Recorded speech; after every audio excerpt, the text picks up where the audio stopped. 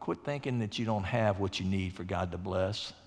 Quit looking to other things. Start looking to God and ask him to bless. See, when the children of Israel, when they really cried out to God, he sent Moses. Moses delivered him. Today, God sent his son called Jesus Christ. He is the deliverer. I don't know where you need delivered today, but he wants to be your deliverer. He wants to bless you. Want you to stop blaming. I don't know who you blamed in the past. I don't know if it's been your pastor, your parents, your boss, maybe an ex-boyfriend, ex-girlfriend, ex-mate. Just stop doing that. God's telling you today, let's move forward. God's saying, why don't you ask me to bless what you have? Why don't you let me bless your marriage? If you're still married, I can tell you who God wants you to be married to. Whoever you're with. Right now. If you're married, that's who God wants you to be married to. I don't believe there's any marriage that if both people want, that God won't bless. I don't care what you've done in the past. I don't care what it is. If you're still together and you're here, whether you're here or online, and both parties want to make it, I believe with all my heart that God can bless you.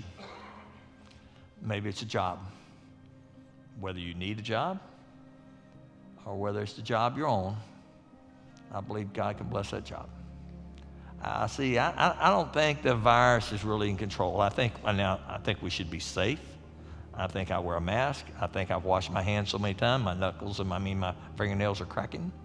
I try to keep distance, as you notice. I think that's okay. But the virus is in control of the success and God's blessings. God's blessing us, and he's blessing me. He's blessing this church in spite of it. And if you want him to bless you, ask him to bless it. Now, you got to be blessable. You're going to go through tests. They're not over. They're not over for me, and they're not over for you. I want you to understand the only real purpose for a test is to teach you to trust God. Nothing else. And God wants you to trust him. And whatever test you're going through this morning, trust God. You trust God, it grows your faith, and your faith is growing where you follow God. You test, trust, and follow. That's the purpose. The children of Israel, they got tested. If they had to trust God, they had to follow him, they'd let him right in the promised land, 42 days. You trust him because Romans 8:28. All things work together for good of them who love God and call according to purpose. It didn't say all things were good. Ezekiel 6:16 says, don't be afraid.